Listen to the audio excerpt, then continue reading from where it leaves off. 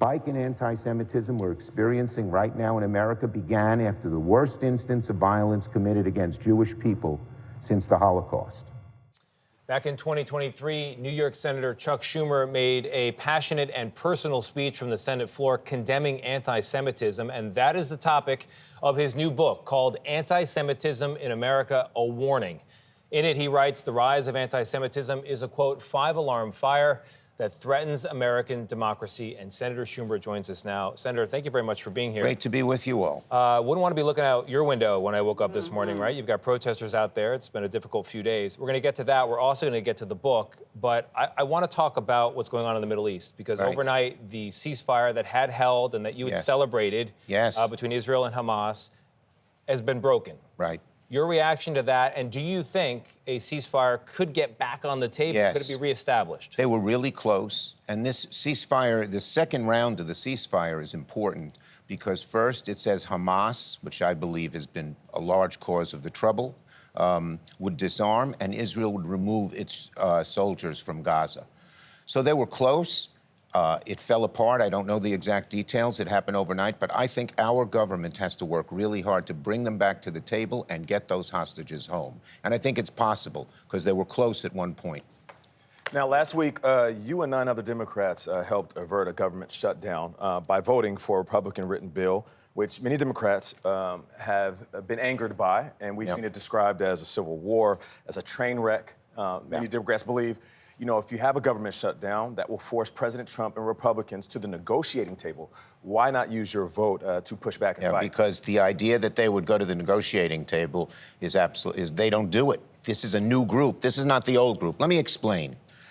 I knew when I took this vote, there'd be a lot of protests, but I felt I had to do it for the future, not only of the Democratic Party, but the country. Because here's as bad as that CR bill was, and it was bad, a shutdown is 10 times worse. Let me give you what happens. And been blamed on the Democrats. And you're right, Gayle. But can I just explain what? But you had been saying you were not going to vote. I think people were upset with you, and people were very upset with you because you had led people to believe that, no, I'm going to vote against Okay, well, let me explain why first the shutdown is terrible. People ought to know that. The executive branch, in this case, Musk, Doge, and this horrible guy Vogt, who have no concern for working people, would have had sole power to determine what opens and what closes. They determine what is essential. You can't go to court. So on day 2, get rid of SNAP and food for hungry kids. It's not essential. Day 4, get rid of mass transit aid. Let New York City do it. Not essential. Cut back on Medicaid and health care. Within 2 weeks, everyone would have been howling. Furthermore, it's even worse.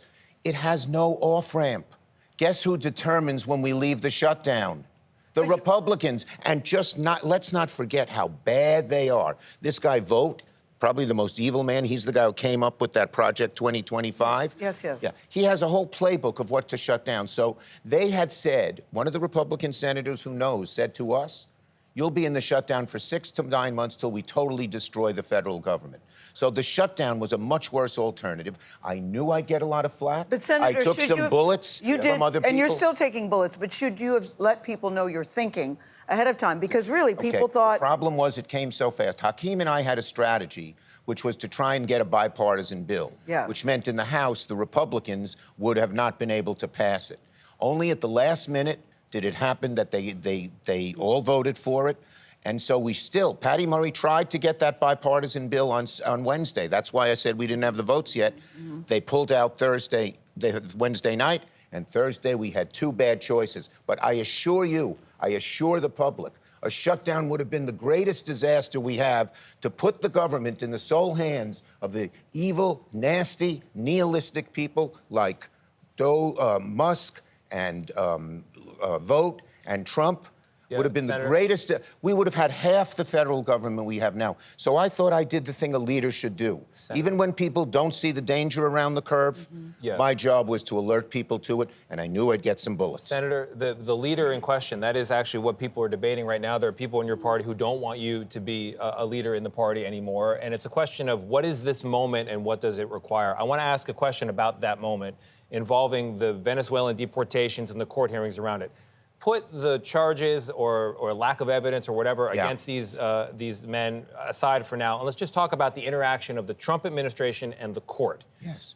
They seem to take the position that this court doesn't have jurisdiction over them, and you have Tom Homan saying he doesn't care what the judge thinks. What did Democrats do if and when the Trump administration defies a federal judge? First of all, we have to have rule of law. People say, well, that's not me.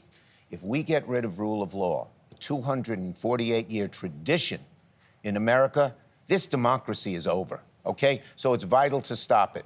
There are two courts. How do the Democrats do that? There are two courts. One is the court of public opinion. And the public has to make, if this happens, they have to make their voices known, Democrats, Republicans, everyone, in the strongest terms, because it's ending our democracy. Now, but we also have the courts. And so far, the lower courts have done a good job. We hope the Court of Appeals and the Supreme Court will do the same job. When the lower courts, and I'm very proud that we put in all those judges last year, many of whom are making these decisions, when the lower courts thus far have said to the Trump administration, you must stop, in most cases they have. But you hear the Trump don't, that's not my administration question. saying we're not going to pay attention to the court. If they don't, and we go to the Supreme Court and it is defied, democracy is at real risk, and there will have to be extraordinary action taken. Tony touched on it, Senator. And that is by the people, by everybody. But there are people in your own party that are saying, look, it's time for you to go. They no longer trust your leadership. They want somebody else in there. What do you say about that? Here's what I say. In your own party saying you've got to go. Here's what I'm saying. I'm the best leader for the Senate. We have a lot of leaders. You know, when you don't have a president, there's not one leader of the party. There are lots of them. We have a lot of good people. But I am the best at keep winning Senate seats. I've done it in 2005. Just in 2020, no one thought we'd take back the Senate. Under my leadership, we took it. So we now are executing. You're not going anywhere. We have a great. We're moving forward. Hakeem and I have a plan. Let me just say this. There's a real contrast between the parties. The Republican Party now, particularly in office, is the party of rich oligarchs who want to really screw every average American so they can get tax cuts for the rich. And we are fighting that every day. So today, we just issued a statement at 8 o'clock that describes it. Hakeem and I, we have a day of action on Medicaid. In every state, in every corner of the country, Democrats are talking about they're going to Medicaid centers. They're going to people who would be deprived and Senator, people don't have faith in the Democrats. Well, let me say this. And those average Americans. And we're going to do this day in, day out on issues. Why are they doing tariffs and raising your cost $2,000? It's beginning to work. Why are they taking away Fannie and Freddie and raising your housing costs dramatically? It's beginning to work. His numbers have come down. If we keep at it every day, relentless fighting and showing how they're hurting people so badly, Trump's numbers will get much lower, and his both popularity but also his effectiveness will decline. I believe that strategy will work. May I hold up the book? Yes. Yeah, let's get to the book. This is why you were here. Yes. The news that stays news, anti-Semitism. Yeah, it's coming out at a time where you said you never thought you'd have to write this book, but you never thought anti-Semitism would be as bad as it is. You said for many non-Jewish people, it's alarming, but it's not a real problem and not a priority. And to that you say... Yeah, Jewish people, we carry 5,000 years of history on our back. Conor Cruz O'Brien, the great Irish poet, said anti-Semitism is a light sleeper. When things get bad, often, almost in too many societies, it turns on the Jews. You know, I was brought up between 1950, I was born in 1950. For the first 50 years, the Jewish people, we call it the Golden Medina. Jews did great in America. Like everybody else, we were advancing up the ladder. There was very little anti-Semitism because the pall of the Holocaust hung over America, and people realized what could happen. But starting in 2000 with 9/11, a little worse in the financial crisis, where a lot of them accused Jewish financiers. But it got much worse in 2017. So that for the first time, Jewish Americans say, maybe it could happen here, like it happened everywhere else. So I wrote this book. I wrote this book aimed at 5 audiences, and then I'll add a 6th. First, my generation. So they see we're not alone. My experience is often their experience. Second, to my generation's children. They know what's going on, but they didn't know the struggles of Israel, the history of anti-Semitism. You know, they know our holidays. There's a joke about the 3 words that describe every Jewish holiday.